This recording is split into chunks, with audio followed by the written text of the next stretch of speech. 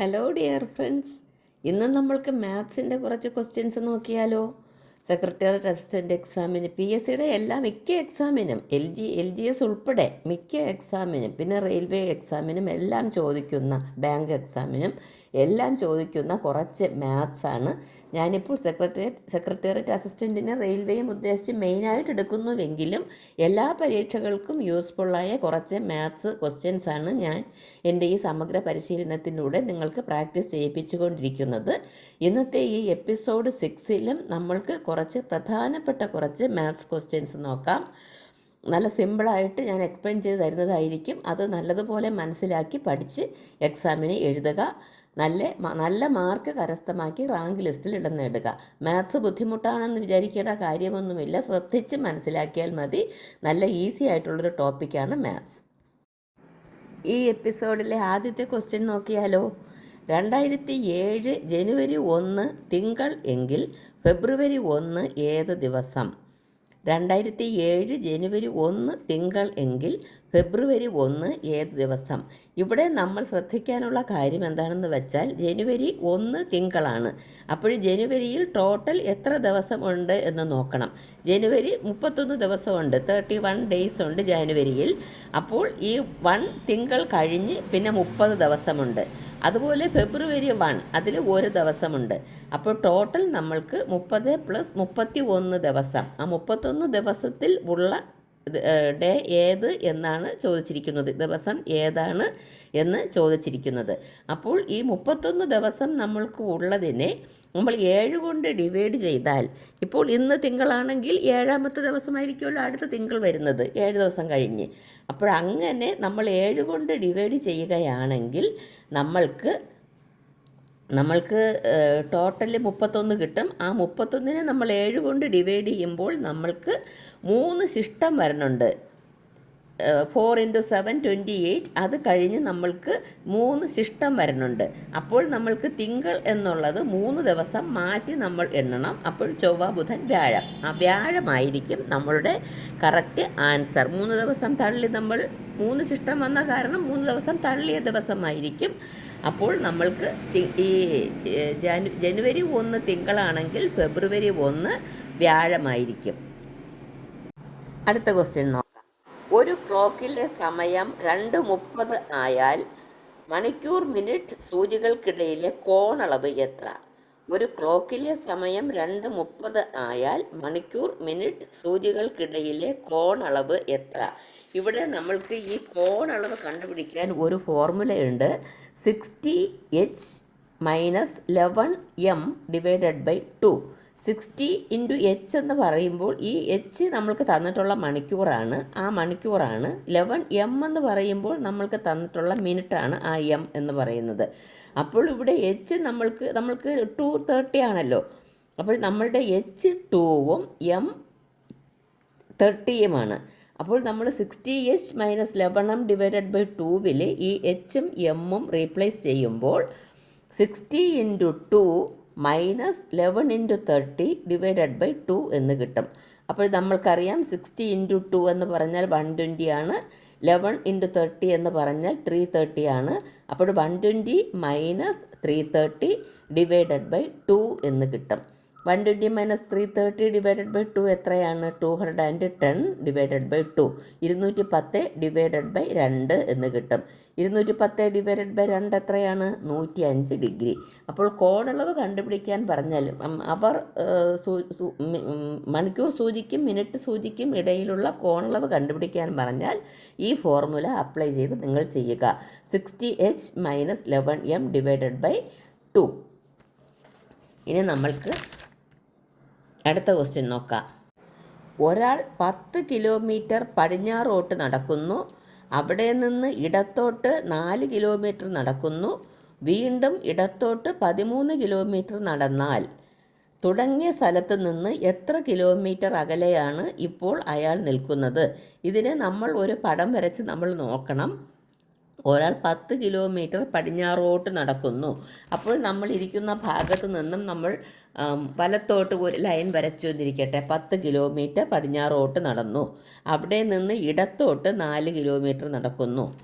അപ്പോൾ നമ്മൾ ആ 10 കിലോമീറ്റർ വരച്ചതിൽ നിന്ന് ആ വരച്ച റൂട്ടിൽ നിന്ന് ഇടത്തോട്ട് 4 കിലോമീറ്റർ വരയ്ക്കുന്നു. വീണ്ടും ഇടത്തോട്ട് 13 കിലോമീറ്റർ എന്ന് പറയുമ്പോൾ വീണ്ടും ഇടത്തോട്ട് 13 കിലോമീറ്റർ എന്ന് പറയുമ്പോൾ നമ്മൾ വന്ന ആ ഡിറക്ഷനിലോട്ട് തന്നെയാണ് പോകുന്നത്. 10 കിലോമീറ്റർ എങ്ങോട്ട് പോയോ അതിൻ്റെ ഓപ്പോസിറ്റ് ഡിറക്ഷനിലോട്ടാണ് പിന്നെ നമ്മൾ പോകുന്നത്. അപ്പോൾ 13 കിലോമീറ്റർ നമ്മൾ നടക്കുന്നു, ഇടത്തോട്ട് നടക്കുന്നു. എന്നാൽ തുടങ്ങിയ സ്ഥലത്ത് നിന്ന് എത്ര കിലോമീറ്റർ അകലെയാണ് ഇപ്പോൾ അയാൾ നിൽക്കുന്നത്? അപ്പോൾ നമ്മൾ 10 കിലോമീറ്റർ പടിഞ്ഞാറോട്ട് പോയിട്ട് 4 കിലോമീറ്റർ ഇടത്തോട്ട് പോയി, പിന്നെ 13 കിലോമീറ്റർ ഇടത്തോട്ട് നടന്നാൽ നമ്മൾ വന്ന സ്ഥലത്തോട്ട് ആ റൂട്ടിലോട്ട് തന്നെയാണ് നമ്മൾ തിരിച്ചു പോകുന്നത്. പക്ഷേ 10 കിലോമീറ്റർ എന്നുള്ളതിന് 13 കിലോമീറ്റർ പോവുകയാണ്. അപ്പോൾ നമ്മൾ ഇവിടെ ചെയ്യാനുള്ളത് ഈ 13 കിലോമീറ്റർ പോയതിൽ നിന്ന് ഈ 10 കിലോമീറ്റർ സ്റ്റാർട്ട് ചെയ്ത സ്ഥലത്തോട്ട് നമ്മൾ ഒരു രേഖ വരയ്ക്കുക. അപ്പോൾ നമ്മൾക്ക് ഒരു ട്രയാങ്കിൾ കിട്ടും. ആ ട്രയാങ്കിളിൻ്റെ നീളം കൂടിയ വശമായിരിക്കും നമ്മളുടെ അകലം എന്ന് പറയുന്നത്. അപ്പോൾ ആ അകലം കണ്ടുപിടിക്കണമെങ്കിൽ നമ്മൾക്ക് 13 കിലോമീറ്റർ പോയതിൻ്റെ 3 കിലോമീറ്റർ എക്സ്ട്രാ പോയല്ലോ, ആ 3 സ്ക്വയർ റൂട്ട് ഓഫ് ആ 3 സ്ക്വയർ പ്ലസ് പിന്നെ നമ്മൾ 4 കിലോമീറ്റർ നമ്മൾ അവിടെ നിന്ന് ഇടത്തോട്ട് 4 കിലോമീറ്റർ നടന്നല്ലോ, അതാണ് നമ്മൾക്കിവിടെ ലംബമായിട്ട് വരുന്നത്. അപ്പോൾ ആ 4 കിലോമീറ്റർ, അപ്പോൾ നമ്മളുടെ അകലം കണ്ടുപിടിക്കാൻ square root of 4 square plus 3 square എന്ന് കിട്ടും. അപ്പോൾ സ്ക്വയർ റൂട്ട് ഓഫ് 16 പ്ലസ് 9 എന്ന് കിട്ടും. നമ്മൾക്കറിയാം സ്ക്വയർ റൂട്ട് ഓഫ് 16 പ്ലസ് 9 എന്ന് പറഞ്ഞാൽ സ്ക്വയർ റൂട്ട് ഓഫ് 25 = 5 കിലോമീറ്റർ. അപ്പോൾ അകലം 5 കിലോമീറ്റർ എന്നാണ് നമ്മൾക്ക് കിട്ടുന്നത്. 10 കിലോമീറ്റർ പടിഞ്ഞാറോട്ട് നടന്ന് ഇടത്തോട്ട് 4 കിലോമീറ്റർ നടന്നു, പിന്നെ ഇടത്തോട്ട് 13 കിലോമീറ്റർ നടന്നാൽ അകലം എന്ന് പറയുന്നത് 5 കിലോമീറ്ററാണ് നമ്മൾക്ക് കിട്ടുന്നത്. 4 ഓപ്ഷൻസ് തന്നിട്ടുണ്ട്. 4 കിലോമീറ്റർ, 7 കിലോമീറ്റർ, 5 കിലോമീറ്റർ, 10 കിലോമീറ്റർ. നമ്മൾക്ക് 5 കിലോമീറ്റർ എന്ന് ആൻസർ കിട്ടി. അടുത്ത ക്വസ്റ്റ്യൻ. ഒരാൾ 1400 രൂപയ്ക്ക് ഒരു സൈക്കിൾ വാങ്ങി 15% നഷ്ടത്തിന് വിറ്റാൽ സൈക്കിളിൻ്റെ വിറ്റ വില എത്ര? നമ്മൾക്കറിയാം അതിൻ്റെ ഫുൾ വിലയെന്ന് പറഞ്ഞാൽ 100%. 15% നഷ്ടത്തിന് വിറ്റു എന്ന് പറഞ്ഞാൽ 85% മാത്രമേ അയാൾക്ക് കിട്ടിയിട്ടുള്ളൂ. അപ്പോൾ ആ 85% എത്ര എന്നുള്ളതാണ് കണ്ടുപിടിക്കേണ്ടത്. അപ്പോൾ നമ്മൾ സൈക്കിൾ വാങ്ങിയ വില 1400 രൂപയാണ്. ആ 1400 രൂപയുടെ 85% എത്ര എന്ന് കണ്ടുപിടിക്കണം. അപ്പോൾ നമ്മൾക്ക് 1400 ഇൻറ്റു 85 ഡിവൈഡഡ് ബൈ 100 എന്ന് കിട്ടും. അപ്പോൾ അത് 1190 രൂപ എന്ന് കിട്ടും. അപ്പോൾ നമ്മൾക്ക് വിൽക്കുമ്പോൾ 1400 രൂപയ്ക്ക് വാങ്ങിയ സൈക്കിൾ നമ്മൾക്ക് 85% വിലയെ കിട്ടുകയുള്ളൂ, 100-ന് 85 കിട്ടൂ. അപ്പോൾ നമ്മൾക്ക് 1400 ഇൻറ്റു 85 ഡിവൈഡഡ് ബൈ 100 1190 രൂപ മാത്രമേ കിട്ടുകയുള്ളൂ. മനസ്സിലായല്ലോ? അപ്പോൾ നമ്മൾക്കൂടെ കിട്ടുന്നത് 1190 രൂപയാണ്. നമ്മൾക്ക് ഓപ്ഷൻസ് തന്നിട്ടുള്ളത് 1090, 1190, 1300, 1160. ഇത്രയുമാണ് ഓപ്ഷൻസ്. 1190 നമ്മളുടെ കറക്റ്റ് ആൻസർ എന്ന് പറയുന്നത്. അടുത്ത ക്വസ്റ്റ്യൻ. ബിയുടെ ക്വസ്റ്റ്യൻ നല്ലതുപോലെ ശ്രദ്ധിക്കണം. ബിയുടെ സഹോദരിയാണ് എ, ബിയുടെ അമ്മയാണ് സി, സിയുടെ അച്ഛനാണ് ഡി, ഡിയുടെ അമ്മയാണ് ഇ. എങ്കിൽ ഡിയുടെ ആരാണ് എ? ഡിയും എയും തമ്മിലുള്ള റിലേഷനാണ് ചോദിച്ചിരിക്കുന്നത്. ഇപ്പോൾ നിങ്ങൾ എ ആണ് ഈ ക്വസ്റ്റ്യൻ വായിക്കുന്ന വ്യക്തി, ആ കാൻഡിഡേറ്റ് എ ആണെന്ന് അങ്ങ് സങ്കല്പിക്കുക. അപ്പോൾ ബിയുടെ സഹോദരിയാണ് എ. അപ്പോൾ നിങ്ങൾക്കൊരു ബ്രദർ ഉണ്ടെങ്കിൽ അതാണ് ബി, നിങ്ങൾ സഹോദരിയാണ്, നിങ്ങൾ എ ആണ്. എങ്കിൽ ബിയുടെ അമ്മയാണ് സി, നിങ്ങളുടെ തന്നെ അമ്മയെ അങ്ങ് സങ്കല്പിക്കുക സി. സിയുടെ അച്ഛനാണ് ഡി. അപ്പോൾ ആരാണ് അച്ഛൻ? നിങ്ങളുടെ അപ്പൂപ്പനാണ്. അമ്മയുടെ അച്ഛൻ ആരാണ്? അപ്പൂപ്പനല്ലേ. അപ്പോൾ അപ്പൂപ്പനാണ് ഡി. അപ്പോൾ ഡിയുടെ അമ്മയാണ് ഇ. അപ്പൂപ്പൻ്റെയും അമ്മയാണ് ഇ. എങ്കിൽ ഡിയുടെ ആരാണ് എ? അതിൽ ഡിയുടെ ബന്ധമാണ് ചോദിച്ചിരിക്കുന്നത്, അപ്പൂപ്പൻ്റെ ബന്ധമാണ് ചോദിച്ചിരിക്കുന്നത്, അപ്പൂപ്പൻ്റെ അമ്മയുടെ ബന്ധമല്ല. അപ്പൂപ്പൻ്റെ അമ്മ ഇ എന്ന് പറഞ്ഞിട്ടുണ്ട്, പക്ഷേ ഈയെക്കുറിച്ച് ഇവിടെ ചോദിച്ചിട്ടില്ല. ഡിയുടെ ആരാണ് എ എന്നാണ് ചോദിച്ചിരിക്കുന്നത്. അപ്പൂപ്പൻ്റെ ആരാണ് ഈ എ എന്ന് പറയുന്ന വ്യക്തി? അത് ഒരു ലേഡിയാണെന്ന്, ബിയുടെ സഹോദരിയാണ് എന്നതിൽ നിന്നും നമ്മൾക്ക് മനസ്സിലായി. അപ്പോൾ മകളുടെ മകളാണ് എ എന്ന് കിട്ടും. മനസ്സിലായല്ലോ? അപ്പോൾ അത് നമ്മളൊരു വ്യക്തിയായിട്ടങ്ങ് സങ്കല്പിച്ചിട്ട് വേണം ഇത് ചെയ്യാൻ. അപ്പോൾ എളുപ്പം തന്നെ നമ്മൾക്ക് കണ്ടുപിടിക്കുവാൻ പറ്റും. ഇവിടെ മകൾ, മകളുടെ മകൻ, മകളുടെ മകൾ, മുത്തശ്ശി എന്ന് 4 ഓപ്ഷൻസ് തന്നിട്ടുണ്ട്. അതിൽ മകളുടെ മകൾ ആണ് കറക്റ്റ് ആൻസർ. അടുത്ത ക്വസ്റ്റ്യൻ, ഇതും ശ്രദ്ധിച്ച് മനസ്സിലാക്കുക. ക്വസ്റ്റ്യൻ മനസ്സിലാക്കിയാൽ തന്നെ പകുതി ആൻസർ കിട്ടി എന്നതാണ് മാത്സിനെ സംബന്ധിച്ചുള്ള ഒരു ബെനിഫിറ്റ് എന്ന് പറയുന്നത്. എക്ക് ബിയേക്കാൾ 2 വയസ്സ് കൂടുതലാണ്. അപ്പോൾ 2 വ്യക്തികളുണ്ട്, എയും ബിയും. എക്ക് ബിയേക്കാൾ 2 വയസ്സ് കൂടുതലാണ്. അപ്പോൾ ഇവിടെ ബിയേക്കാളും കൂടുതൽ വയസ്സ് എക്കാണെന്ന് മനസ്സിലായി. ബിക്ക് സിയുടെ ഇരട്ടി വയസ്സുണ്ട്. അപ്പോൾ സിയേക്കാളും കൂടുതലാണ് ബി, എന്നുവെച്ചാൽ ബിക്ക് ഇരട്ടി വയസ്സുണ്ട്. 3 പേരുടെയും വയസ്സുകളുടെ തുക 27 ആണെങ്കിൽ ബിയുടെ വയസ്സ് എത്ര? അപ്പോൾ നമ്മൾക്കറിയാം എക്ക് ബിയേക്കാൾ 2 വയസ്സ് കൂടുതൽ. അപ്പോൾ എ വലുതാണ് ബിയേക്കാൾ. പിന്നെ ബിയുടെ വയസ്സെന്ന് പറഞ്ഞാൽ സിയുടെ ഇരട്ടി വയസ്സാണ് ബിക്ക്. അപ്പോൾ സി ബിയേക്കാൾ ചെറുതാണ്. അപ്പോൾ ഈ എ ബി സി നോക്കുമ്പോൾ ഏറ്റവും ചെറിയ വയസ്സുള്ളത് സിക്കാണെന്ന് നമ്മൾക്ക് മനസ്സിലാകും. ക്വസ്റ്റ്യൻ ശ്രദ്ധിച്ച് മനസ്സിലാക്കിയാൽ മതി. സിക്കാണ് ഏറ്റവും കുറച്ച് വയസ്സുള്ളതെന്ന് മനസ്സിലാകും. എയുടെയും ബിയുടെയും സിയുടെയും വയസ്സ് കൂട്ടുമ്പോൾ നമ്മൾക്ക് 27 എന്ന് കിട്ടും. എങ്കിൽ ബിയുടെ വയസ്സ് എത്ര? ഇതിൽ എയുടെയും ബിയുടെയും സിയുടെയും വയസ്സ് ഒരുപോലെ തന്നെയാണ്. നമ്മൾക്ക് കാൽക്കുലേറ്റ് ചെയ്യാനുള്ള ഫോർമുല ഒരുപോലെ തന്നെയാണ്. ഇവിടെ ചോദിച്ചിരിക്കുന്നത് ബിയുടെ വയസ്സാണ്. അപ്പോൾ ഇത് നമ്മൾക്ക് വളരെ ഈസി ആയിട്ട് നമ്മൾക്ക് കാൽക്കുലേറ്റ് ചെയ്യാൻ പറ്റും. കാരണം ഇവിടെ ഏറ്റവും ചെറിയ വയസ്സ് സിയുടേതാണ്. അപ്പോൾ സിയുടെ വയസ്സ് നമ്മൾക്ക് എക്സ് എന്നെടുക്കാം. അപ്പോൾ ബിയുടെ വയസ്സ് പറഞ്ഞിട്ടുണ്ട്, സിയുടെ വയസ്സിൻ്റെ ഇരട്ടിയാണെന്ന് പറഞ്ഞിട്ടുണ്ട് ബിയുടെ വയസ്സ്. അപ്പോൾ ബിയുടെ വയസ്സ് 2x എന്ന് കിട്ടും. പിന്നെ എയുടെ വയസ്സ് എന്ന് പറയുന്നത് ബിയുടെ വയസ്സിൻ്റെ ഒപ്പം 2 കൂട്ടുന്നതാണ്. അപ്പോൾ ബി 2x ആണെങ്കിൽ എ എത്രയായിരിക്കും? 2x + 2 ആയിരിക്കും. അപ്പോൾ ഇത് 3 കൂടെ കൂട്ടിയാൽ എന്ത് വരും? എ ബി സി കൂട്ടുമ്പോൾ 27 ആണ്. എക്ക് നമ്മൾക്കിവിടെ 2x + 2 എന്ന് കിട്ടി. ബിക്ക് നമ്മൾക്ക് 2x എന്ന് കിട്ടി. സിക്ക് നമ്മൾക്ക് x എന്ന് കിട്ടി. ഇത് 3 കൂടെ കൂട്ടണം. x + 2x + 2x + 2 അത്രയും കൂട്ടുമ്പോൾ നമ്മൾക്ക് 27 എന്ന് കിട്ടും. അപ്പോൾ അത് എക്സും 2xും 2xും കൂടെ കൂട്ടുമ്പോൾ 5x ആണ്. 5x + 2 എന്ന് പറയുമ്പോൾ 27 കിട്ടും. അപ്പോൾ നമ്മൾക്ക് 5x എന്ന് പറയുമ്പം 27ൽ നിന്ന് 2 കുറച്ചാൽ മതിയല്ലോ, 25 എന്ന് കിട്ടും. അപ്പോൾ എക്സ് എന്ന് പറഞ്ഞാൽ 25/5 എന്ന് കിട്ടും. അപ്പോൾ നമ്മളുടെ ആൻസർ 5 ആണ്. എക്സ് എന്ന് പറഞ്ഞാൽ 5 ആണ്. പക്ഷേ എക്സ് എന്ന് പറയുന്നത് സിയുടെ വയസ്സാണ്. നമ്മൾക്കിവിടെ ചോദിച്ചിരിക്കുന്നത് ബിയുടെ വയസ്സാണ്. ബിയുടെ വയസ്സ് നമ്മൾ 2x എന്നാണ് എടുത്തത്. അപ്പോൾ 2 × 5. 2 × 5 എത്രയാണ്? 10. അപ്പോൾ നമ്മൾക്ക് ഇവിടെ ബിയുടെ വയസ്സ് 10 എന്ന് കിട്ടും. അപ്പോഴിവിടെ എയുടെ വയസ്സ് കണ്ടുപിടിക്കാൻ നമ്മൾക്ക് ബിയുടെ വയസ്സ്, നമ്മൾ സിയുടെ വയസ്സ് എക്സ് എന്നെടുത്തു. ബിയുടെ വയസ്സ് 2x ആയ കാരണം 10 എന്ന് കിട്ടി. ഇപ്പോൾ നമ്മൾക്ക് എയുടെ വയസ്സ് കണ്ടുപിടിക്കാൻ പറഞ്ഞിരുന്ന ഈ 10 + 2 കൂട്ടിയാൽ മതി. 12 ആയിരിക്കും നമ്മൾക്ക് എയുടെ വയസ്സ്. അങ്ങനെ ഏതിൻ്റെ വയസ്സ് കാൽക്കുലേറ്റ് ചെയ്യാൻ പറഞ്ഞാലും നമ്മൾക്ക് കണ്ടുപിടിക്കാൻ പറ്റും. ഇവിടെ ബിയുടെ വയസ്സ് ചോദിച്ചിട്ടുണ്ട്, അത് 10 ആണ്. നമ്മൾക്ക് ഇവിടെ ഓപ്ഷൻസ് തന്നിട്ടുള്ളത് 5, 10, 8, 12 എന്നാണ്. അപ്പോൾ നമ്മളുടെ ആൻസർ 10 എന്നുള്ളതാണ് നമ്മളുടെ ആൻസർ.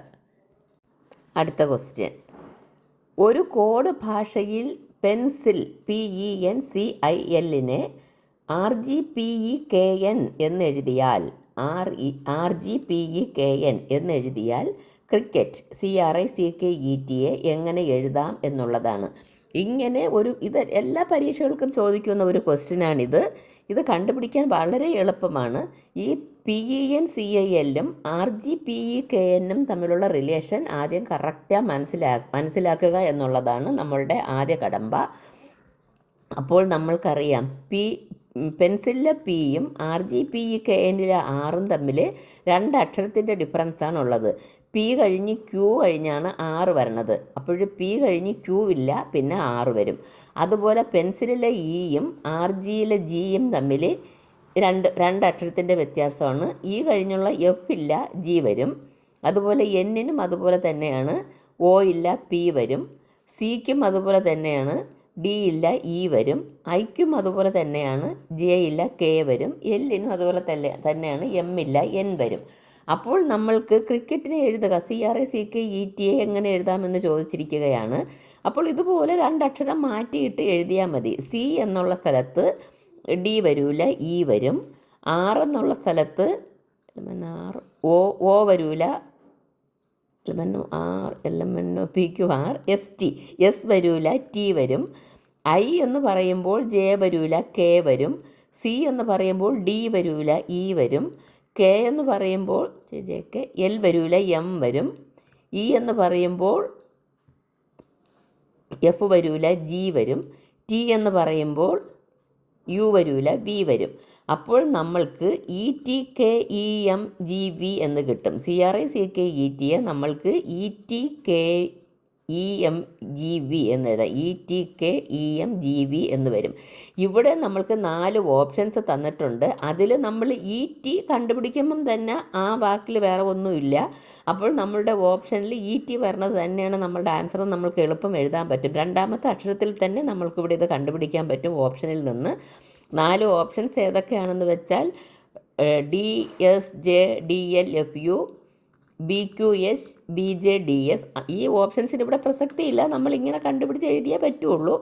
എങ്കിലും ഞാൻ വെറുതെ ഇങ്ങനെയൊക്കെ ഓപ്ഷൻസ് തന്നിട്ടുണ്ട് എന്നറിയാൻ വേണ്ടി വായിക്കുന്നതേ ഉള്ളൂ. ETKEMGV ESKENHU. അപ്പം നമ്മളുടെ ആൻസർ ETKEMGV എന്നുള്ളതാണ് നമ്മളുടെ ആൻസർ. അടുത്ത ക്വസ്റ്റ്യൻ. ഒരു വരിയിൽ രാഹുലിൻ്റെ സ്ഥാനം മുന്നിൽ നിന്ന് 10-മതും ഗോകുലിൻ്റെ സ്ഥാനം പിന്നിൽ നിന്ന് 10-മതുമാണ്. ഒരാൾ മുന്നിൽ നിന്ന് 10-മത്, ഒരാൾ പിന്നിൽ നിന്ന് 10-മത്. അവർ പരസ്പരം സ്ഥാനം മാറിയപ്പോൾ രാഹുൽ മുന്നിൽ നിന്ന് 20ആയി. മുന്നിൽ നിന്ന് 10-മതായിരുന്ന രാഹുൽ മുന്നിൽ നിന്ന് 20ആയി. എങ്കിൽ ആ വരിയിൽ ആകെ എത്ര പേർ ഉണ്ട് എന്നുള്ളതാണ്. നമ്മൾക്കറിയാം 2 പേർ തമ്മിൽ ചേർന്ന ഒരു പൊസിഷൻ. ഇത് പല ക്വസ്റ്റ്യനും ചോദിക്കുന്നത് വേറൊരു മോഡലിലാണ്. ഒരാൾ 10-മതും വേറൊരാൾ 15-മതും ആണ് വരുന്നത്. എങ്കിൽ ടോട്ടൽ എത്ര വരും എന്നൊക്കെ ചോദിക്കുമ്പോൾ ആ മിഡിൽ പോർഷനിൽ വരണ നമ്പർ നമ്മൾ കൂട്ടൂല, ഒന്ന് സബ്ട്രാക്ട് ചെയ്തെടുക്കും. അങ്ങനത്തെ കണക്ക് ഞാൻ ഒത്തിരി ചെയ്തിട്ടുണ്ട്, നിങ്ങളത് നോക്കിയാൽ മതി. പക്ഷേ ഇവിടുത്തെ ക്വസ്റ്റ്യൻ അങ്ങനെയല്ല, സ്ഥാനം മാറുകയാണ്. രാഹുൽ മുന്നിൽ നിന്ന് 20ആയി. അപ്പോൾ നമ്മൾക്ക് കണ്ടുപിടിക്കാൻ പറ്റും. എങ്ങനെയാണെന്ന് വെച്ചാൽ പരസ്പരം മാറിയ സ്ഥാനം നമ്മൾക്ക് 20ആണെന്ന് കിട്ടിയല്ലോ. മുന്നിൽ നിന്ന് 20ആയി. അതിൽ നിന്ന് പുറകിൽ നിന്ന് 10 ആണെന്ന് പറഞ്ഞിട്ടുണ്ട്. പുറകിൽ നിന്ന് 10 എന്നുള്ള സ്ഥാനവും കൂടെ കൂട്ടുക. അപ്പോൾ മുന്നിൽ നിന്നുള്ള ഈ പുതുതായിട്ട് മാറിയ മുന്നിൽ നിന്നുള്ള 10-മത്തെ സ്ഥാനവും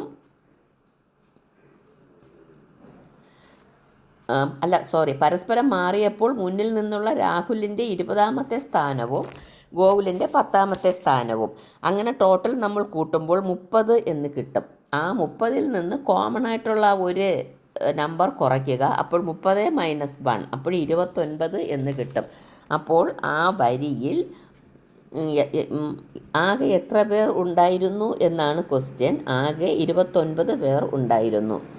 20 + 10 - 1. ഓപ്ഷൻസ് 4 ഉണ്ട്: 30, 29, 28, 27. നമ്മളുടെ കറക്റ്റ് ആൻസർ എന്ന് പറയുന്നത് 29 ആണ്. അടുത്ത ക്വസ്റ്റ്യൻ. 3 മിശ്രഭിന്നങ്ങളാണ് ഇവിടെ തന്നിരിക്കുന്നത്. 8 1/3 ഡിവൈഡഡ് ബൈ 10 5/7 ഡിവൈഡഡ് ബൈ 2 2/9. ഇങ്ങനെ 3 മിശ്രഭിന്നങ്ങളാണ് തന്നിരിക്കുന്നത്. 8 1/3 ഡിവൈഡഡ് ബൈ 10 5/7 ഡിവൈഡഡ് ബൈ 2 2/9. ഇങ്ങനെ 3 മിശ്രഭിന്നം തന്നിട്ടുണ്ട്. അത് ഡിവൈഡ് ചെയ്യാനാണ് തന്നിരിക്കുന്നത്. നമ്മൾക്കറിയാം, മിശ്രഭിന്നങ്ങൾ ഡിവൈഡ് ചെയ്യാൻ തരികയാണെങ്കിൽ നമ്മൾ ആദ്യം ചെയ്യുന്നത് അതിനെ സാധാരണ ഭിന്നമാക്കി മാറ്റുകയാണ് ചെയ്യുന്നത്.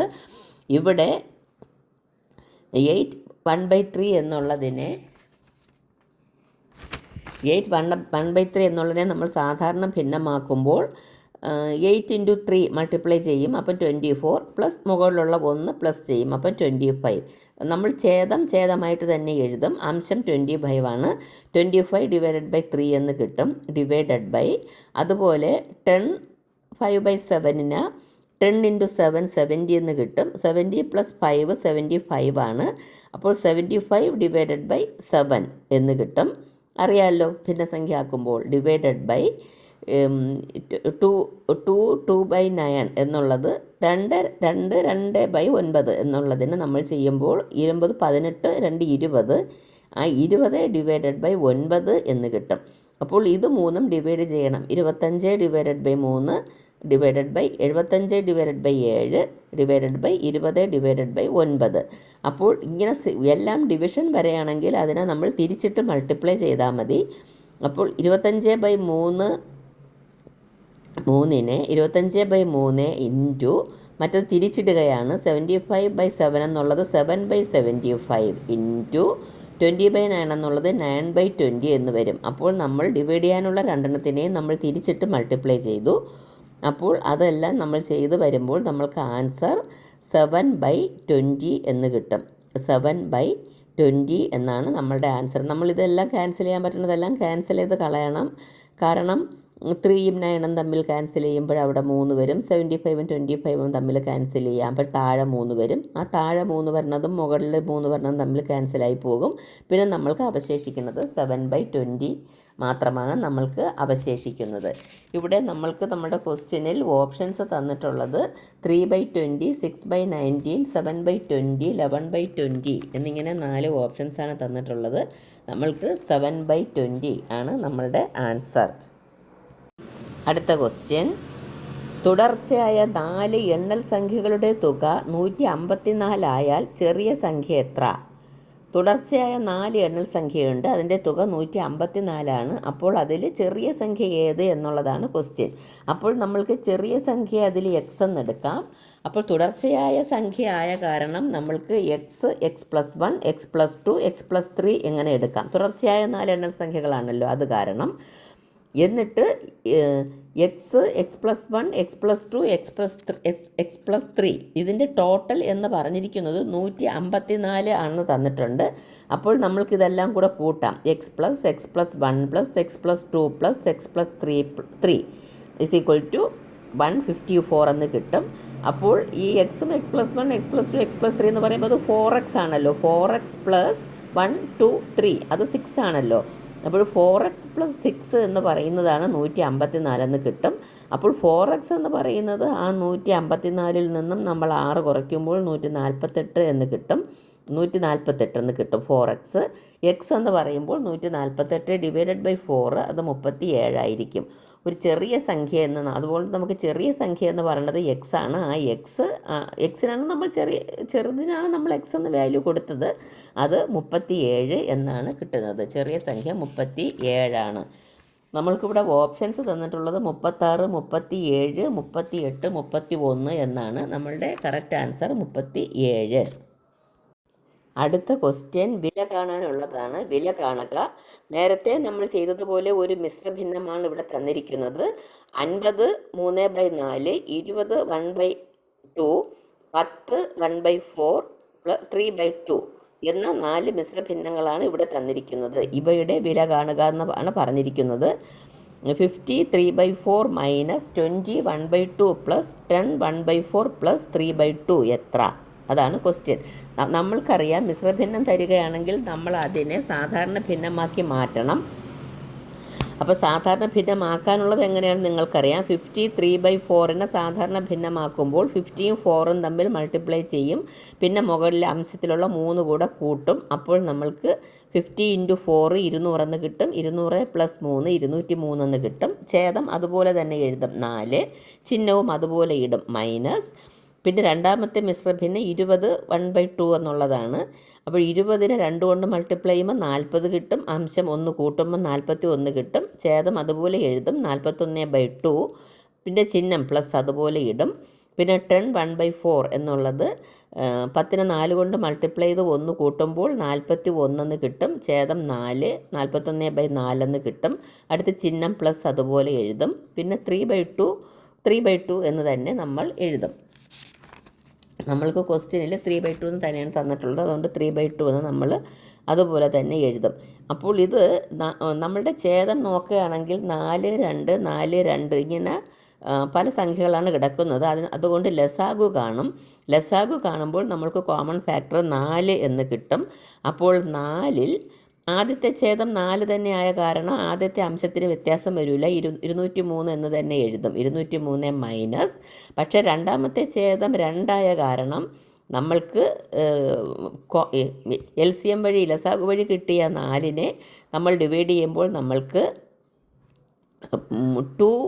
2 ആണല്ലോ 4 എന്ന് കിട്ടിയത്. അപ്പോൾ നമ്മൾ 2 കൊണ്ട് മൾട്ടിപ്ലൈ ചെയ്യേണ്ടി വരും അതിനെ 4 ആക്കണമെങ്കിൽ. അപ്പോൾ നമ്മൾക്ക് 4 കോമൺ ആക്കി 2 മാറി 4 ഛേദത്തിൽ വരുമ്പോൾ അംശവും ഇരട്ടിയാകുമല്ലോ. അതാണ് സംഭവം. ഛേദം 2 എന്നുള്ളത് 4 ആയി. അപ്പോൾ അംശവും 41 എന്നുള്ളത് 82 ആയി. ഇൻറ്റു 2 ആക്കും. ചിഹ്നം സെയിം തന്നെ. പ്ലസ് അടുത്ത് ഛേദം 4 ആയ കാരണം അംശത്തിന് വ്യത്യാസം വരില്ല. 41 പ്ലസ് അടുത്ത് 3/2 ഛേദം 2 ഉള്ളൂ. അപ്പോൾ ഛേദം 4 ആക്കുമ്പോൾ നമ്മൾ 2 കൊണ്ട് മൾട്ടിപ്ലൈ ചെയ്ത കാരണം അംശം 2 കൊണ്ട് മൾട്ടിപ്ലൈ ചെയ്യും. അപ്പോൾ 6 എന്ന് കിട്ടും. അപ്പോൾ നമ്മൾക്കിവിടെ 203 minus 82 plus 41 plus 6 divided by 4 എന്ന് കിട്ടും. അത് ചെയ്യുമ്പോൾ നമ്മൾക്ക് 168 ഡിവൈഡഡ് ബൈ 4 എന്നാണ് കിട്ടുന്നത്. 168/4 42 എന്നാണ് ആൻസർ. 42.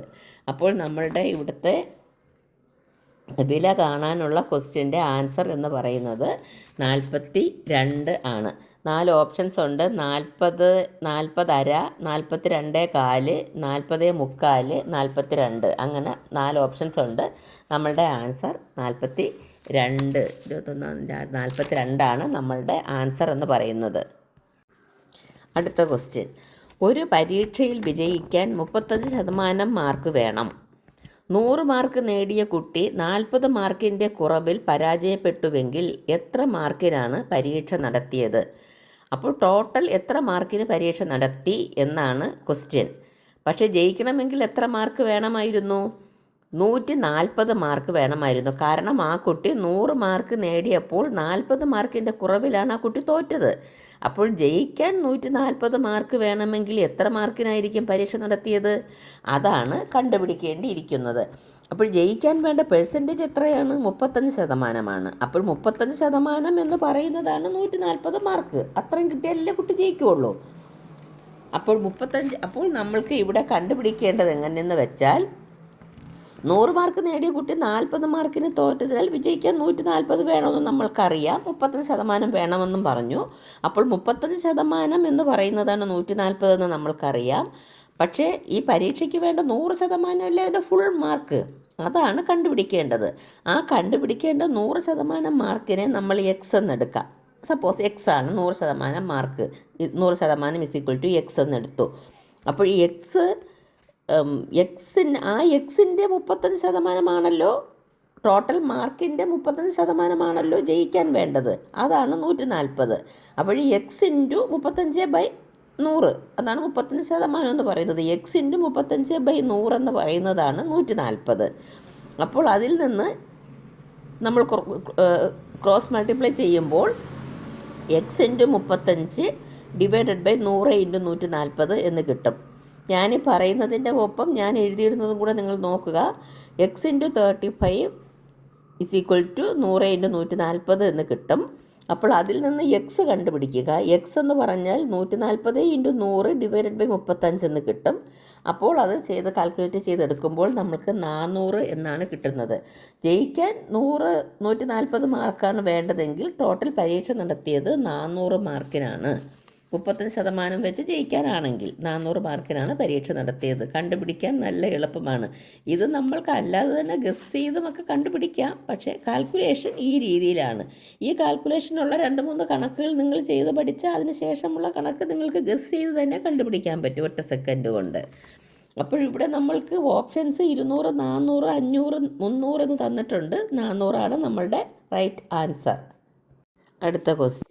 ഒരാൾ 100 രൂപയ്ക്ക് 11 മാങ്ങകൾ വാങ്ങി 10 മാങ്ങകൾ 110 രൂപയ്ക്ക് വിറ്റുവെങ്കിൽ ലാഭശതമാനം എത്ര? ഇവിടെ ആദ്യം വാങ്ങിയ മാങ്ങ 11 മാങ്ങയാണ്. 10 മാങ്ങയെ പക്ഷേ വിറ്റുള്ളൂ. 11 മാങ്ങ വാങ്ങിയത് 100 രൂപയ്ക്കാണ്. പക്ഷേ 10 മാങ്ങ വിറ്റപ്പോഴേ അയാൾക്ക് 110 രൂപ കിട്ടി. എങ്കിൽ ലാഭശതമാനമാണ് കണ്ടുപിടിക്കാനുള്ളത്. ഇവിടെ നമ്മൾക്ക് 11 മാങ്ങകളുണ്ടല്ലോ. അപ്പോൾ അയാൾ 11 മാങ്ങയും വിറ്റിരുന്നുവെങ്കിൽ എന്ത് സംഭവിക്കുമെന്ന് നോക്കാം. അപ്പോൾ 10 മാങ്ങ 110 രൂപയാണെങ്കിൽ ഒരു മാങ്ങ 11 രൂപയാണല്ലോ. അപ്പോൾ 11 മാങ്ങയും വിറ്റിരുന്നുവെങ്കിൽ അയാൾക്ക് 110ൻ്റെ കൂടെ ഒരു 11 രൂപയും കൂടെ കിട്ടുമായിരുന്നു. 121 രൂപ കിട്ടുമായിരുന്നു 11 മാങ്ങയും വിറ്റിരുന്നുവെങ്കിൽ. അപ്പോൾ 11 മാങ്ങ 100 രൂപയ്ക്ക് വാങ്ങി അയാൾ 121 രൂപയ്ക്ക് വിറ്റു. അപ്പോൾ ഡിഫറൻസ് എത്രയുണ്ട്? 121 മൈനസ് 100, 21 രൂപയുടെ ഡിഫറൻസ് അയാൾക്ക് കിട്ടി. അപ്പോൾ ആ ഡിഫറൻസിൻ്റെ പെർസെൻറ്റേജ് എന്ന് പറയുമ്പോൾ 21 ഡിവൈഡഡ് ബൈ 100. അപ്പോൾ 21% അയാൾക്ക് കിട്ടിയ ലാഭവിഹിതം എന്ന് പറയുന്നത്. 21% ആണ് ലാഭവിഹിതം. 20%, 21%, അങ്ങനെ 4 ഓപ്ഷൻസ് ഉണ്ട്. അതിൽ നമ്മളുടെ ആൻസർ 21%. അടുത്ത ക്വസ്റ്റ്യൻ. 5000 രൂപയ്ക്ക് 2 മാസത്തേക്ക് 9% പലിശ നിരക്കിൽ സാധാരണ പലിശ എത്ര? 5000 രൂപയ്ക്ക് 2 മാസത്തേക്ക് 9% പലിശ നിരക്കിൽ സാധാരണ പലിശ എത്ര എന്നതാണ് ക്വസ്റ്റ്യൻ. നമ്മുടെ പലിശ കാൽക്കുലേറ്റ് ചെയ്യേണ്ട ഫോർമുല അനുസരിച്ച് ഒരു വർഷത്തേക്കുള്ള പലിശയാണ് കാൽക്കുലേറ്റ് ചെയ്യേണ്ടത്. അപ്പോൾ ഇവിടെ നമ്മൾക്ക് 2 മാസത്തത് എന്ന് പറഞ്ഞിരിക്കുന്ന കാരണം നമ്മൾ പലിശ നിരക്കിനെ നമ്മൾ 12 കൊണ്ട് ഹരിക്കണം, എങ്കിലേ മാസത്തേക്ക് നമ്മൾക്ക് കിട്ടുകയുള്ളൂ. അപ്പോൾ ഇവിടെ നമ്മൾ പ്രിൻസിപ്പൽ എമൗണ്ട് എന്ന് പറയുന്നത് 5000 ആണ്. 2 മാസത്തേക്കാണ് കാലാവധി. എന്ന് പറയുന്നത് 2 മാസത്തേക്കാണ്. അതിന് നമ്മൾ 2 ഡിവൈഡഡ് ബൈ 12 വർഷം എന്നെഴുതണം. എന്ന് പറഞ്ഞാൽ അങ്ങനെയാണ് പലിശ കണക്കാക്കുന്നത്. I=PNR/100 എന്നാണല്ലോ. P എന്ന് പറഞ്ഞാൽ amount, N number of years ആണ്, R എന്ന് പറഞ്ഞാൽ റേറ്റ് ഓഫ് ഇൻട്രസ്റ്റ് ആണ്. R എന്ന് പറഞ്ഞാൽ ഇവിടെ 9% എന്നാണ് നമ്മൾക്കുള്ളത്. അപ്പോൾ I എന്ന് പറഞ്ഞാൽ PNR/100 ആണ്. ഇവിടെ P 5000, N എന്ന് പറഞ്ഞാൽ 2 ഡിവൈഡഡ് ബൈ 12, R എന്ന് പറഞ്ഞാൽ 9 ഡിവൈഡഡ് ബൈ 100. 9% എന്ന് പറയുമ്പോൾ 9 ഡിവൈഡഡ് ബൈ 100. അപ്പോൾ നമ്മൾക്കത് കാൽക്കുലേറ്റ് ചെയ്യുമ്പോൾ 75 രൂപ എന്ന് കിട്ടും. 75 രൂപ. നമ്മൾക്കിവിടെ ഓപ്ഷൻസ് 60 രൂപ, 75 രൂപ, 65 രൂപ, 85 രൂപ എന്ന് തന്നിട്ടുണ്ട്. അതിൽ നമ്മളുടെ കറക്റ്റ് ആൻസർ എന്ന് പറയുന്നത് 75 രൂപയാണ്. അടുത്ത ക്വസ്റ്റ്യൻ. 2 സംഖ്യകളുടെ അംശബന്ധം 3:4. അവയുടെ ലസാഗു 180 ആയാൽ ചെറിയ സംഖ്യയുടെയും വലിയ സംഖ്യയുടെയും തുക എത്ര? അപ്പോൾ ചെറിയ സംഖ്യയുടെയും വലിയ സംഖ്യയുടെയും തുക ചോദിച്ചിട്ടുണ്ട്. അതിൻ്റെ അംശബന്ധം എന്ന് പറയുന്നത് 3:4 ആണ്. 3 ചെറിയ സംഖ്യയുടേത്, 4 വലിയ സംഖ്യയുടേത്. അവിടെ ലസാഗു 180 എന്ന് തന്നിട്ടുണ്ട്. എങ്കിൽ ചെറിയ സംഖ്യയുടെയും വലിയ സംഖ്യയുടെയും തുക എത്ര എന്നതാണ് ക്വസ്റ്റ്യൻ. അതിന് നമ്മൾക്കൊരു ഫോർമുലയുണ്ട്. വലിയ സംഖ്യ എന്ന് പറഞ്ഞാൽ ലസാഗു ഡിവൈഡഡ് ബൈ ചെറിയ അംശബന്ധമാണ്. ചെറിയ സംഖ്യ എന്ന് പറഞ്ഞാൽ ലസാഗു ഡിവൈഡഡ് ബൈ വലിയ അംശബന്ധമാണ്. ഇവിടെ ലസാഗു എന്ന് പറയുന്നത് 180 ആണ്. ചെറിയ അംശബന്ധം എത്രയാണ്? 3 ആണ്. 3:4 അല്ലേ? അപ്പോൾ 3 ആണ് ചെറിയ അംശബന്ധം എന്ന് പറയുന്നത്. അപ്പോൾ വലിയ സംഖ്യ എന്ന് പറയുന്നത് 180 ഡിവൈഡഡ് ബൈ 3 ആണ്. അത് നമ്മൾക്ക് 60 എന്ന് കിട്ടും. ചെറിയ സംഖ്യ എന്ന് പറയുന്നത് ലസാഗു ഡിവൈഡഡ് ബൈ വലിയ അംശബന്ധം. വലിയ അംശബന്ധം 4 ആണ്. ലസാഗു 180. 180 ഡിവൈഡഡ് ബൈ 4. അപ്പോൾ നമ്മൾക്ക് 45 എന്ന് കിട്ടും. അപ്പോൾ വലിയ സംഖ്യ 60ഉം ചെറിയ സംഖ്യ 45ഉം എന്നാണ് നമ്മൾക്ക് കിട്ടുന്നത്.